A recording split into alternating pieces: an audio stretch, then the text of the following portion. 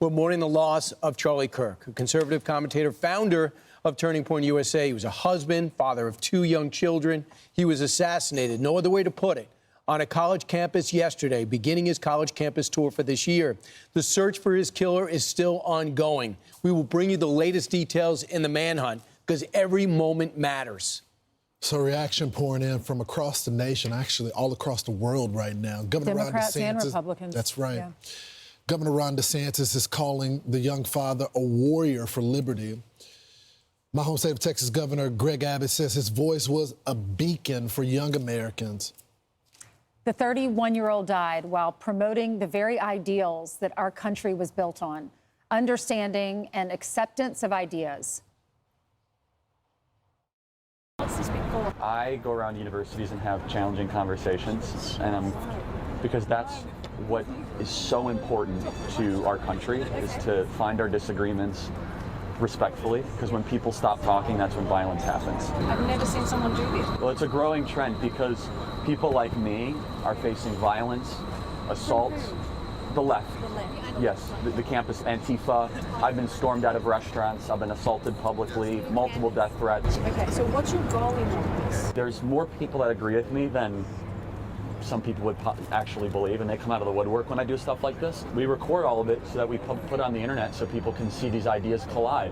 When people stop talking, that's when you get violence. That's when civil war happens, because you start to think the other side is so evil and they lose their humanity.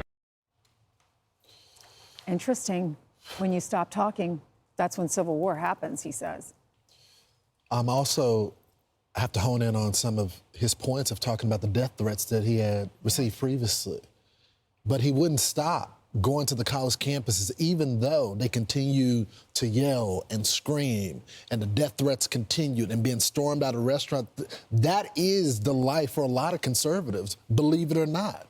And it's not hyperbole when you have the president of the United States that had 2 assassination attempts against him and was shot in one of them. And you have Charlie Kirk, who is probably the biggest voice. I got to stop saying probably. He was the biggest voice, liberal or conservative, on college campuses, and he was assassinated because of what he believed. I know that because there was one shot. This wasn't an active shooter situation where people are shooting inside of the crowd. They shot him in his neck. Mm-hmm.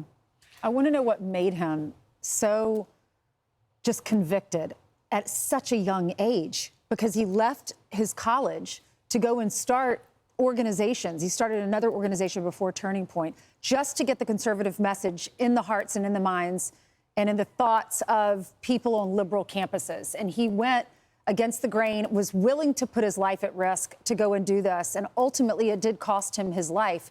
But do you know his story? You were on campus reform when you were young. Yeah, so Charlie's story is he was a young conservative. He grew up in a conservative household, listened to Rush Limbaugh all the time. And he was this young conservative throughout his high school, middle school. He grew up in a family like that and was just outspoken and had the opportunity to meet all these heroes and saw a void, which is conservatives had completely abandoned the college campuses. The ideas of conservatism did not exist.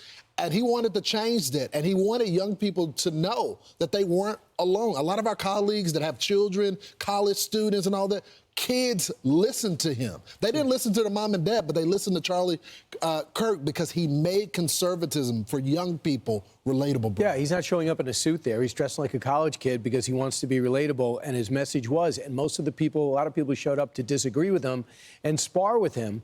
900 signatures with this on change.org to protest his appearance in Arizona. 900. He said, no problem, we're still doing it. The college says we're definitely going to keep coming here. Clearly, you can't do that unless you're really going to commit more than 6 campus police to security. Here's the President of the United States who talked about the Charlie Kirk he knew. Tonight, I ask all Americans to commit themselves to the American values for which Charlie Kirk lived and died, the values of free speech, citizenship, the rule of law, and the patriotic devotion and love of God. Charlie was the best of America, and the monster who attacked him was attacking our whole country. An assassin tried to silence him with a bullet, but he failed because together We will ensure that his voice, his message, and his legacy will live on for countless generations to come.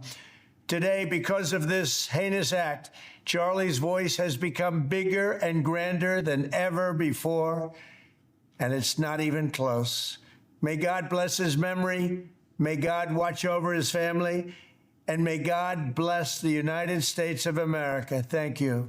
And, you know, the president's going to be here tomorrow. He's going to be here on the couch. Today, he's going to be in downtown New York City commemorating the 24 years since the planes hit the building and killed so many. And then he's going to go over to Yankee Stadium. Now, they didn't play baseball at Yankee Stadium on 9/11, but when they did go to play, the Yankees were first. And that's when George W. Bush went to the mound through the strike, and America got back on track. The president's going to go out, and I think he's going to throw that pitch again. But now you got at least two stories to hear from. Did you hear that they commemorated, they remembered him at the Yankee Stadium at the game? How great was that? Yesterday? Amazing. Yeah, Here in New York City, a liberal city. So good for Yankees for doing that. And the president has ordered all the flags to fly at half staff in honor of Charlie. And I also read that his wife and his family was there in Utah. Erica and his... Wow. I would just say this. I don't know. I'm sure some will disagree, but I just want people to understand what young conservatives feel right now.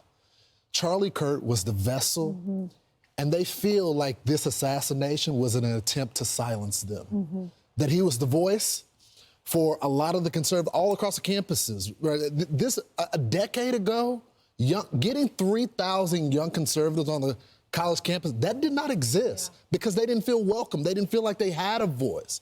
He gave them a voice, and by assassinating them, I know the killer, maybe his intent was to silence all of those voices, but I'm seeing young people online that are motivated. They're heartbroken because you just assassinated their leader of their movement. I know we think Donald Trump as, you know, the leader of MAGA and the leader of our country, but you got to make it relatable for young people.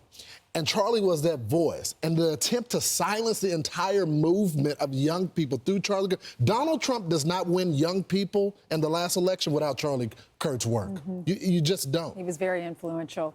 It's amazing. He had such a heart for college students. It's beautiful because a lot of people write college students off. They think the next generation is doing things they shouldn't do. And you hear so many naysayers talking about that generation. He believed in you. And if you're in that generation, keep fighting, keep going, stay strong, because that's what Charlie would want.